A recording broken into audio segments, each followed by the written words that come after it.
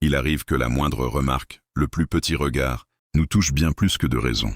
Un commentaire déplacé, une déception, une critique, et c'est tout notre équilibre intérieur qui s'écroule. Notre humeur vacille, nos pensées s'emballent, et nous avons l'impression de ne plus être aux commandes. La raison est simple, notre esprit reste trop exposé, trop vulnérable aux assauts du monde extérieur.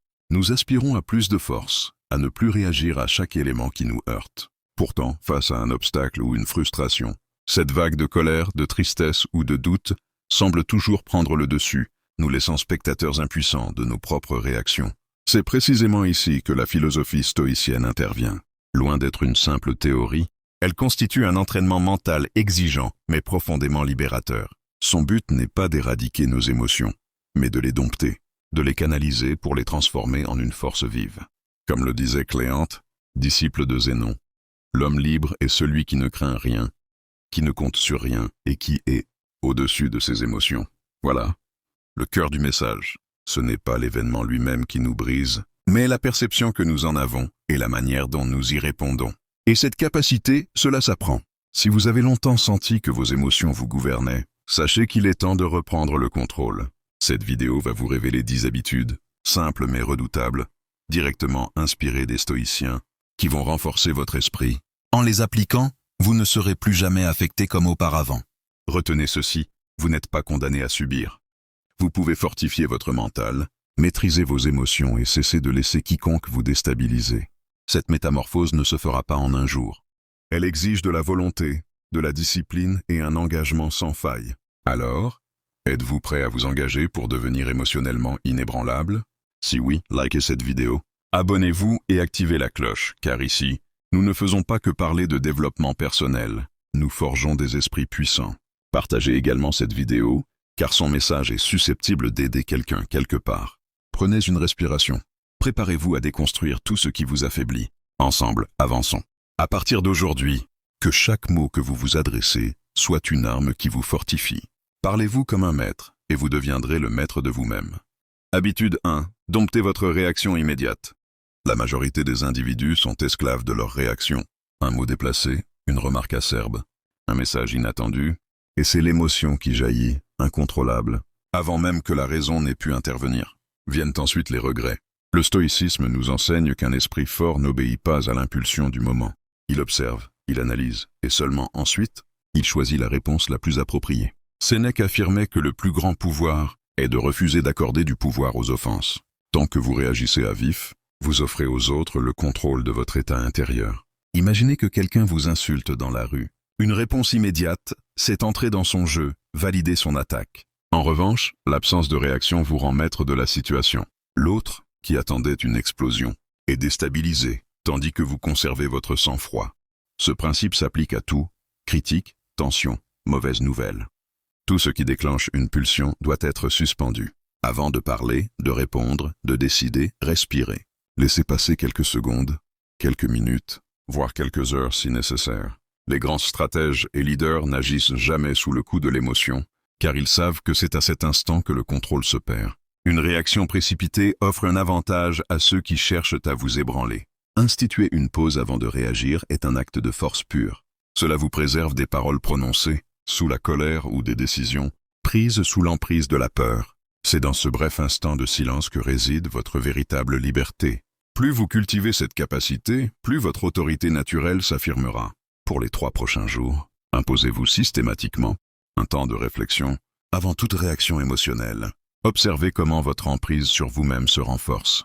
Vous constaterez que la plupart des éléments qui vous agitaient hier ne méritent même pas une réponse aujourd'hui. Un esprit véritablement libre ne se précipite pas. Il sélectionne sa réponse avec soin et impose son propre rythme au monde. Habitude 2. Préservez votre humeur des influences extérieures. Combien de journées sont gâchées parce qu'une personne vous a contrarié, par une remarque blessante ou un comportement irrespectueux? Votre humeur est alors ruinée. Mais posez-vous cette question fondamentale. Pourquoi autoriser quelqu'un d'autre à dicter votre état mental? Marc Aurèle lui-même disait « Si quelqu'un me cause du tort, c'est son affaire. La mienne est de ne pas me laisser affecter par cela. » Il avait compris que son humeur, lui, appartenait et qu'aucune force extérieure ne devait avoir le pouvoir de la détruire.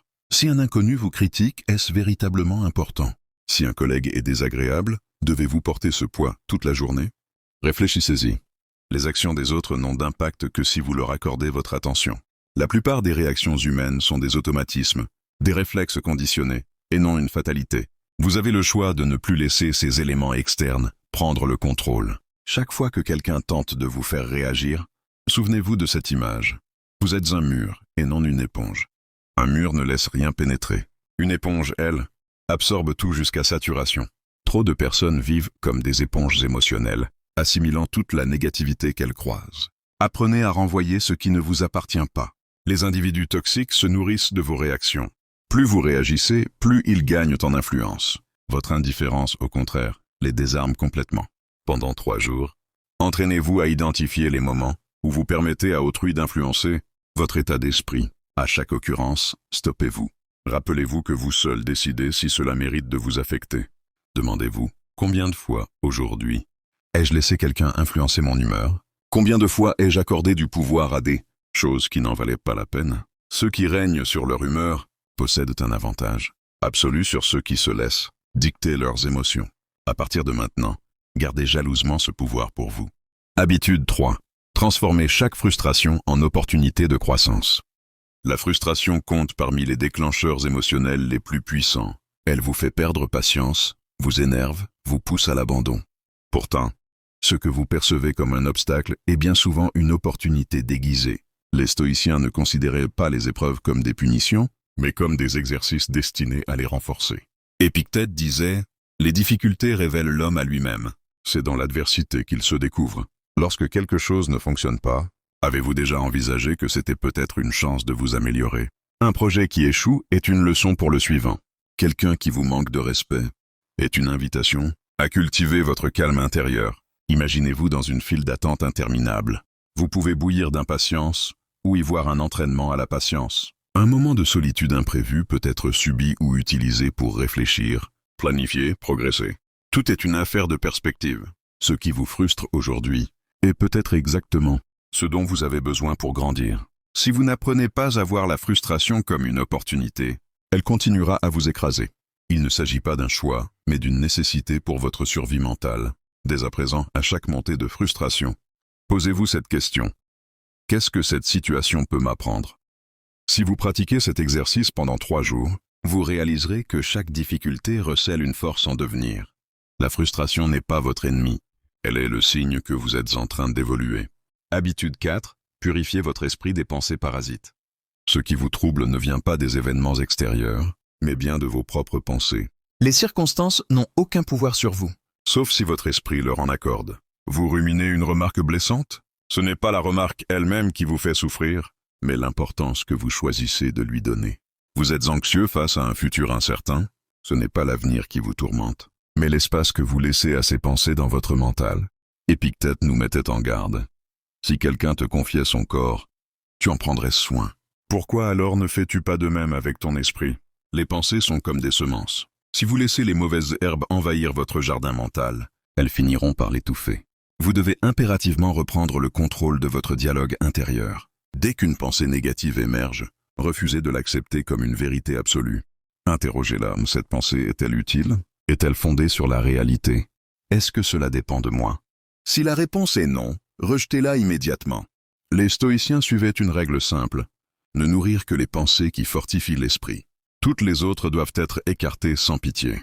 Imaginez votre mental comme un temple sacré. Qui autorisez-vous à entrer? Des visiteurs qui vous élèvent ou des intrus qui détruisent votre équilibre? Face à une pensée négative, vous n'avez que 2 options, l'amplifier ou la désamorcer. Trop de gens entretiennent volontairement leurs angoisses en répétant mentalement les pires scénarios. Un esprit fort, lui, refuse de se torturer lui-même. Il ne s'agit pas d'ignorer la réalité, mais de choisir consciemment comment y répondre. Ce que vous pensez en boucle finit par devenir votre perception du monde. Si vous nourrissez des pensées sombres, votre univers deviendra sombre. Si vous nourrissez des pensées de force, vous deviendrez plus fort. Vous pouvez persister dans les mêmes schémas de pensée et obtenir les mêmes résultats décevants. Ou vous pouvez décider dès maintenant que votre esprit ne sera plus une poubelle mentale, mais un sanctuaire de puissance. Habitude 5. Affranchissez-vous du besoin d'approbation. Pensez-vous réellement que l'opinion des autres devrait dicter le cours de votre vie? Alors pourquoi accordez-vous autant de pouvoir à des personnes qui, fondamentalement, n'ont aucune emprise sur votre destin? Les individus changent d'opinion en un instant. Aujourd'hui, ils vous admirent. Demain, ils vous ignorent. Si votre équilibre dépend de leur reconnaissance, vous serez perpétuellement en déséquilibre. Les stoïciens ne vivaient pas pour plaire. Ils vivaient conformément à leurs principes. Marc Aurèle écrivait « Ne perds pas ton temps à débattre de ce que doit être un homme bon. Contente-toi de l'être. Si vous agissez avec justice et intégrité, vous n'avez que faire de l'approbation d'autrui. Si vous la recherchez activement, c'est que vous doutez encore de vous-même. L'erreur commune est d'adapter son comportement en fonction du regard des autres. Mais l'opinion d'autrui n'est qu'un miroir déformé, un reflet subjectif influencé par leurs propres insécurités. Si vous fondez votre valeur sur leur validation, vous serez à la merci de leurs humeurs et de leurs jugements changeants. Un jour, ils vous apprécient. Le lendemain, ils vous ignorent. Ce n'est pas une base solide pour construire une confiance inébranlable. Pire, chercher à plaire à tout le monde revient souvent à se trahir soi-même. Combien de fois avez-vous dissimulé une part de votre être par crainte d'être critiqué? Combien de fois avez-vous renoncé à une décision importante par peur du « qu'en dira-t-on » ? Cessez de justifier vos choix. Agissez selon ce que vous savez être juste pour vous. Ceux qui vous apprécient véritablement vous suivront. Les autres ne comptent pas. La seule validation dont vous ayez besoin est la vôtre. À partir de maintenant, soyez votre propre juge. Car si vous vivez pour l'opinion des autres, vous mourrez par leur indifférence. Habitude 6, acceptez. L'injustice fondamentale de la vie est « avancez malgré tout ». Si vous attendez que la vie soit équitable, vous serez déçu à chaque instant. Certains naissent avec des avantages naturels, d'autres doivent tout arracher par la seule force de leur volonté. Mais se plaindre de l'injustice n'a jamais modifié le monde. Sénèque le disait avec sagesse, « Le destin guide celui qui l'accepte et entraîne celui qui le refuse ». En d'autres termes, soit vous acceptez la réalité et vous l'utilisez à votre avantage, soit vous la subissez et elle finira par vous briser. Observez l'histoire. Les plus grands esprits ont tous affronté des épreuves écrasantes. Nelson Mandela a passé 27 années en prison. Aurait-il dû se plaindre de l'injustice de son sort? Non. Il l'a utilisé pour forger sa résilience et affermir son esprit. La vraie sagesse consiste à accepter ce qui est, puis à chercher immédiatement comment progresser malgré tout. Un revers financier? Adaptez-vous et reconstruisez. Une trahison? Tirez-en des leçons et renforcez vos limites. Une déception? Comprenez-la et améliorez-vous. La colère face à l'injustice ne vous conférera aucun pouvoir. Ce qui vous arrive est une chose. Ce que vous en faites en est une autre. Soit vous restez à blâmer le monde, soit vous transformez chaque difficulté en une force nouvelle. C'est dans les situations les plus injustes que se forgent les esprits les plus puissants. Les plus grands leaders ont tous surmonté des obstacles immérités, mais ils ont décidé que leur réponse définirait leur destin, et non l'obstacle lui-même.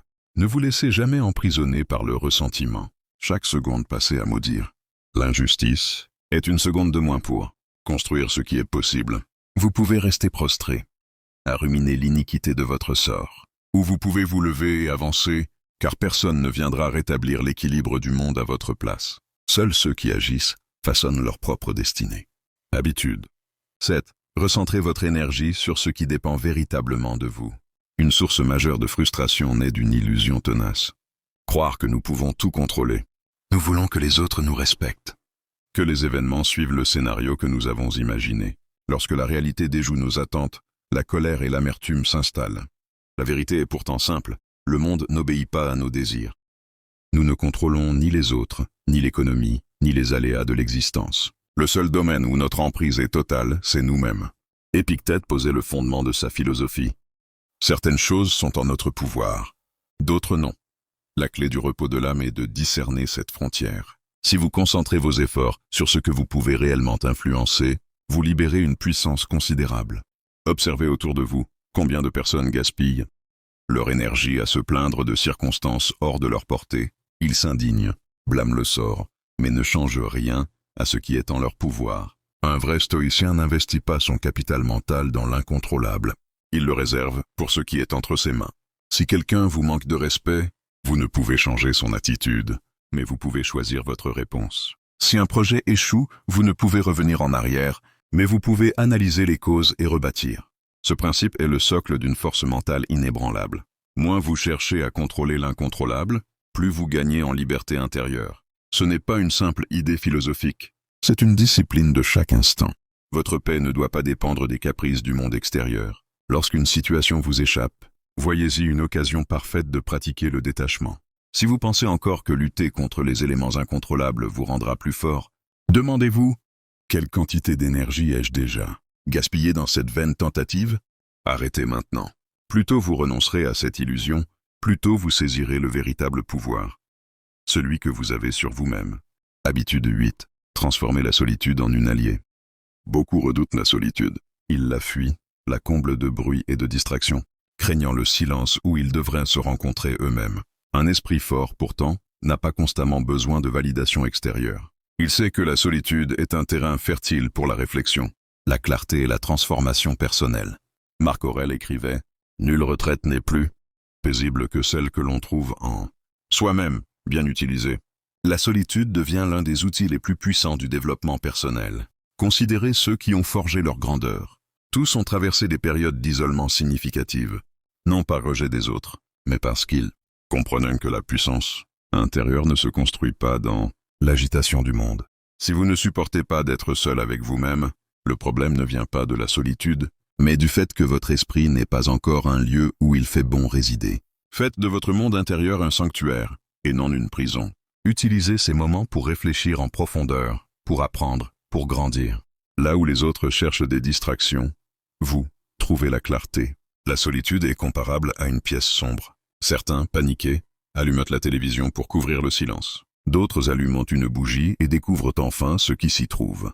Si le silence vous effraie, ce n'est pas lui le problème, mais ce qu'il vous force à regarder en face. Si vous osez y entrer, vous y découvrirez une puissance que vous ne soupçonniez pas. Vous comprendrez que le bruit extérieur est une illusion, et que tout ce dont vous avez besoin est déjà en vous. Une fois que vous aurez fait la paix avec la solitude, une dernière dimension restera à maîtriser, le lien entre votre corps et votre esprit. Habitude 9. Par le souffle, domptez le corps pour régner sur l'esprit. Votre esprit est comme une mer. Lorsque vos pensées s'emballent, que l'anxiété monte ou que la colère submerge, vous perdez le gouvernail. Les stoïciens possédaient une connaissance cruciale, souvent négligée. L'esprit suit le corps. Si votre corps est tendu, votre souffle court et vos gestes précipités. Votre mental devient instable à son tour. Inversement, si vous ralentissez votre respiration, détendez vos muscles et adoptez une posture ferme et posée. Votre esprit s'apaise naturellement. Épictète enseignait « C'est dans les moments où tout s'agite autour de toi que tu dois être le plus calme. » Et ce calme commence, toujours par la maîtrise du souffle. Observez un boxeur avant un combat. Il ne respire pas de façon saccadée. Il ne s'agite pas. Il contrôle sa respiration. Il maintient une posture de force. Il sait que celui qui se précipite, dont le corps est agité, perd son avantage mental. Il en va de même dans la vie de tous les jours. Celui qui respire lentement et, profondément, conserve un contrôle absolu sur ses émotions. Celui dont le souffle s'emballe devient l'esclave de ses impulsions. À la moindre montée de tension, de stress, pratiquez cet exercice. Ralentissez délibérément votre respiration. Inspirez profondément sur 4 secondes. Retenez l'air 4 secondes. Puis expirez lentement sur 4 secondes. Vous sentirez votre esprit s'apaiser presque instantanément. Ce n'est pas qu'une technique, c'est un véritable entraînement mental.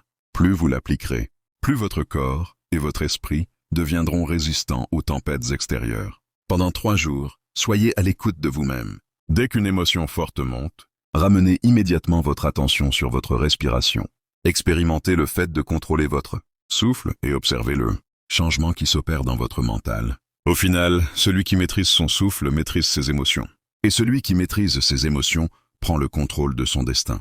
Habitude 10. Cultiver une indifférence salutaire aux distractions émotionnelles. Le monde moderne est une arène de chaos qui convoite constamment votre attention, cherchant à vous arracher à vous-même. Conflits inutiles, nouvelles anxiogènes, provocations numériques. Plus vous réagissez, plus vous vous perdez. Un stoïcien sait que l'énergie mentale est une ressource précieuse. Réagir à tout, c'est se disperser et s'épuiser. Marc Aurèle notait dans ses pensées « Il faut apprendre à ne pas se soucier de ce qui ne dépend pas de nous. » Et cela inclut les distractions émotionnelles qui nous détournent de l'essentiel. Imaginez un guerrier sur un champ de bataille. S'il se laisse distraire par le moindre bruit, le plus petit mouvement, il est perdu. S'il reste focalisé sur son objectif, il avance imperturbable. Vous devez adopter la même posture face à votre vie. Ne laissez pas les perturbations extérieures dicter votre état intérieur. Chaque fois que vous ressentez une envie irrépressible de répondre à une provocation. Demandez-vous, est-ce que cela en vaut vraiment la peine? La plupart du temps, la réponse est non. Et c'est précisément en vous abstenant que vous gagnez en pouvoir. Celui qui choisit délibérément où porter son attention choisit, en réalité, la direction de sa vie. Les distractions émotionnelles sont des pièges subtils. Elles semblent anodines, mais elles vous épuisent à petit feu. En réagissant à tout, vous dispersez votre énergie et vous vous éloignez de votre voie. Nombreux sont ceux qui confondent indifférence et inaction. Être indifférent, ce n'est pas être passif. C'est choisir stratégiquement ses combats. Ce n'est pas tout ignorer par faiblesse. C'est ignorer ce qui n'en vaut pas la peine pour préserver ses forces et les investir dans les véritables batailles. Celui qui gaspille sa puissance dans des conflits insignifiants s'épuise rapidement. Celui qui sait où investir son attention devient redoutable. Pendant 3 jours, entraînez-vous à l'indifférence sélective. Dès qu'une distraction émotionnelle surgit, observez-la, mais refusez de lui donner votre attention. Vous découvrirez alors une puissance intérieure rare, celle de demeurer inébranlable au cœur du tumulte. Car en définitive, celui qui refuse de se laisser distraire par l'inutile avance là où les autres stagnent. Vous voici parvenu au terme de ce parcours. 10 habitudes. 10 principes fondamentaux pour forger un mental résistant et des émotions maîtrisées. Mais une question cruciale persiste. Que comptez-vous en faire? Le savoir sans application reste lettre morte. La véritable transformation naît de l'action répétée. Vous pouvez être inspiré sur le moment, puis retourner à vos anciens schémas dès demain, ou vous pouvez choisir de faire un pas concret, immédiat. Les stoïciens ne se contentaient pas de théoriser. Ils s'entraînaient quotidiennement. Ils avaient saisi cette vérité essentielle. Le monde extérieur échappe à notre contrôle, mais notre esprit nous appartient entièrement. Épictète le formulait avec une clarté implacable. Personne ne peut te nuire si tu ne lui donnes pas accès à ton esprit. À partir d'aujourd'hui, reprenez ce pouvoir. Ne le déléguez plus. La colère, l'anxiété, la frustration, la peur, ces émotions ne sont pas vos maîtresses. Elles ne sont que des ombres qui s'évanouissent dès que vous allumez la lumière de votre raison. Alors, quelle est la prochaine étape? Elle est simple, mais exigeante. Pendant les 3 prochains jours, mettez ces principes en pratique. Exercez le silence avant de réagir. Observez vos émotions sans vous y identifier. Choisissez délibérément le focus de votre attention. Rejetez les distractions superflues. Sentez cette puissance intérieure grandir en vous. Et surtout, ne gardez pas cette découverte pour vous. Quelqu'un dans votre entourage a certainement besoin d'entendre ce message. Une personne qui lutte contre ses émotions, qui aspire à plus de force et de sérénité. Partagez-lui cette vidéo. Si ces principes résonnent en vous, likez cette vidéo. Que ce geste symbolise l'engagement que vous prenez envers vous-même. Abonnez-vous et activez la cloche, car chaque nouvelle vidéo sera une pierre supplémentaire pour édifier votre progression. Enfin, commentez ci-dessous. Dites-moi quelle habitude vous avez décidé d'appliquer en premier et pourquoi. Car en définitive, les mots ne prennent leur valeur que lorsqu'ils se transforment en actes. Si vous êtes encore là, à l'écoute de ces mots, c'est que vous êtes prêt. Prêt à cesser d'être l'esclave de vos émotions. Prêt à incarner une version plus forte, plus lucide, plus libre de vous-même. Alors, commencez, maintenant. 3 jours, 10 habitudes, un nouvel état d'esprit, et observez simplement à quel point tout peut changer autour de vous, parce que vous aurez changé en vous.